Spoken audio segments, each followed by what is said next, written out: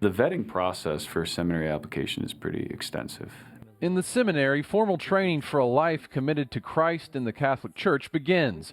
As vice rector of St. John Vianney Seminary in Denver, Colorado, Father John Nepple works with a team to make sure the right men are becoming priests. There's some formators, myself, psychologists, and we're working together to make an assessment of the man of a candidate. Pope Francis provides guidance to those in charge of the formation of men being considered for the clergy. He says, when discerning whether or not a person can embark on a vocational journey, it is necessary to scrutinize and evaluate him in an integral way, to consider his way of experiencing affections, relationships, spaces, roles, responsibilities, as well as his frailties, fears, and imbalances. In the last 20 years, I think there's been a deep ability to integrate the psychological sciences into priestly formation in a deeper way. Emily Cash, a licensed psychologist with the St. Luke Institute, a Catholic mental health center that works with priests, agrees. If a man wants to study for the priesthood, for starters, a psychological evaluation is mandatory. That's in place in a way that maybe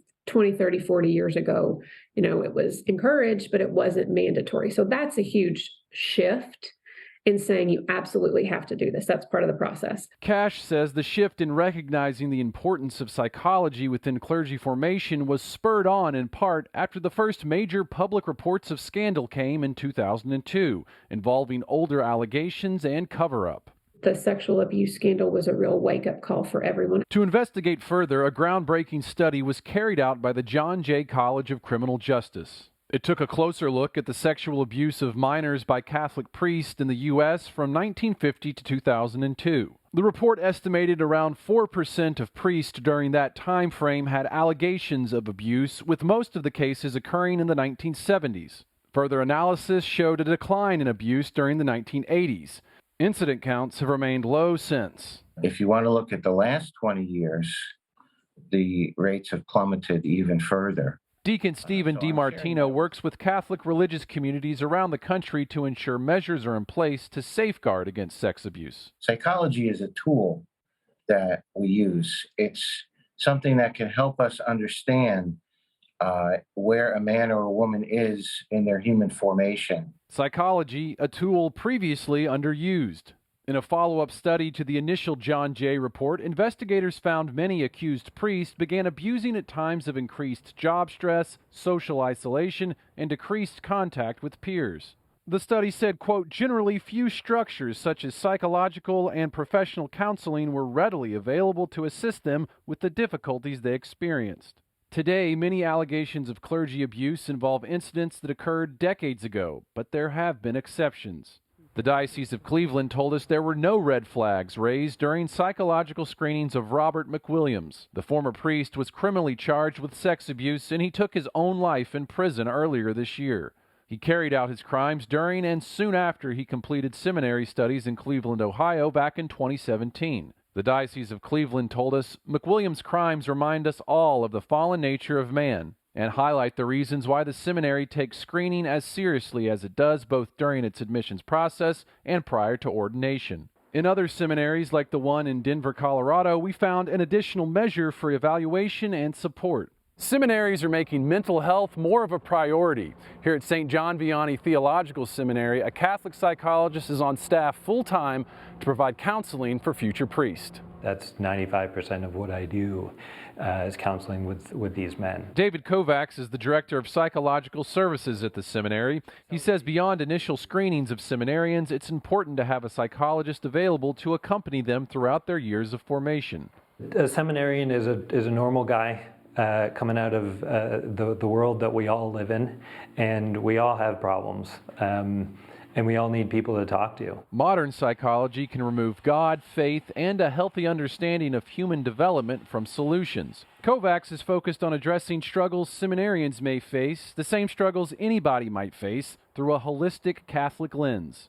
Struggles in the area of chastity and sexuality, struggles with personality, healing from family of origin issues, all across the board, just helping them to heal, and so that they can become the people that God wants them to be.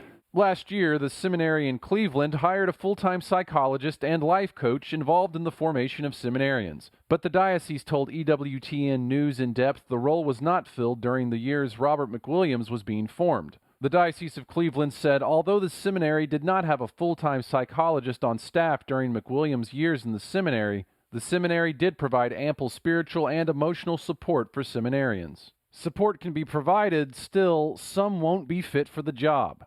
Screening seminarians is a case-by-case basis. Cash says through candidate assessments at the St. Luke Institute, psychologists look at behaviors that can hinder a man from embracing the celibate lifestyle required of the priesthood.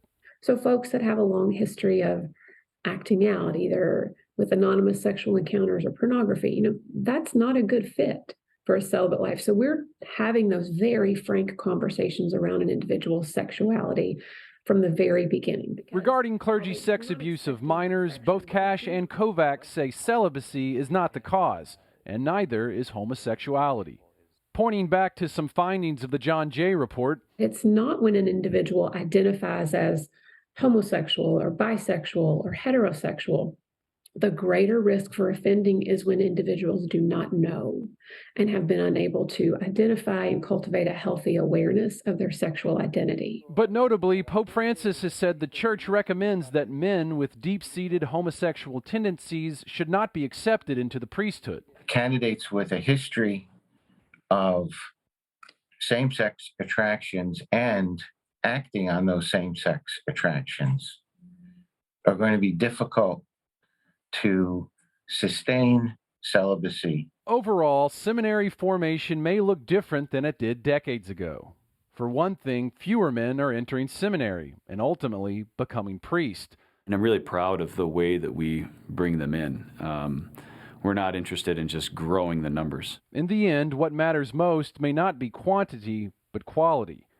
Mark Irons, EWTN News In Depth. Mark, thank you for that really important and also painful report about the reality of our church. You highlighted seminary formation and also psychological evaluation. That's right. What can you tell us about the church's response to sex abuse? Well, I think first, if you look at public perception to start, in 2019, a Pew survey found that 8 out of 10 Americans believe this is an ongoing problem, clergy sex abuse. But when you look at allegations, many of them old, decades old, 10, 20, 30, 40, but often sometimes 50 years old.